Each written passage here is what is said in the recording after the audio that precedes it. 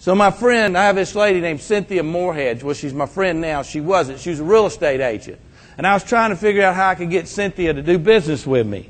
She wouldn't call me back. She wouldn't email me. She wouldn't do anything.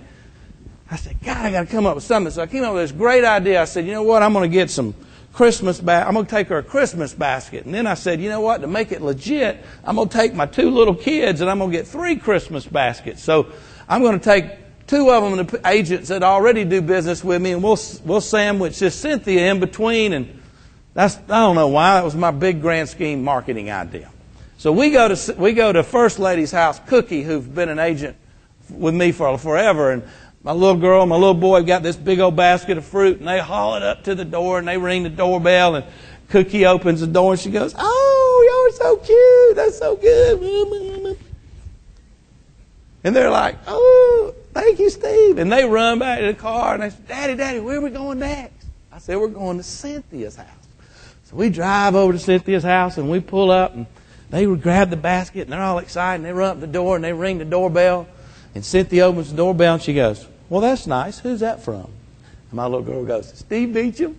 And she goes, "Oh." So I'm sitting out in the driveway, and I go, "Hey, Cynthia, how you doing?" I'm not doing too good. I thought, well, I better go there and see what the problem is. So I get out of the car, and I walk over to Cynthia's front door, and I said, "What's the problem?" She said, "Well, I've got 5 daughters. And one of them, my youngest one's got a really good job in New York. She's been married for 2 years. She's got a 1-year-old son. And she just came home for Christmas, and she just told me last night that her and her husband are getting divorced." So as a grandmother, I'm all worried because I know how much she works and she travels, and I'm worried about my grandson, and I can't be there to take care of him. I said, "Well, what can we do?" And she said, "Well, why don't we..." She just said, "Well, the only thing I could think of is if we could get her a job down here, but there's no way. She's got this awesome job, Steve. It pays well. She's a rock star. It's just not going to happen." And I said, "Okay, well, let me think about that." So I get in the car and I'm leaving, and it dawned on me a couple of weeks ago at Rotary, my friend Chad had this software company, and he told me, he said, "Steve, I'm trying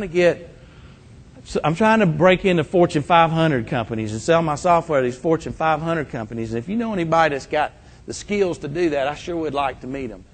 Hit me, and this was a Saturday afternoon. I called Chad. I'm in the car headed to the next agent's house, and I called Chad, and I said, "Chad, you still looking for that rock star?" And he said, "Yeah, man." I said, "I got her. You around? You in your office?" He said, "Yeah." I said, "I'm bringing her over." I turn around, I go back to Cynthia's house, and I walk up and knock on the door. I said, "Cynthia, you and your daughter need to get in the car with me. We're going to go see a guy about a job." She said, "Really?" I said, "Yeah, come on." Long story short, 2.5, 3 hours later, Chad hires her, pays all her relocation expenses, gives her 20% interest in the company and a raise.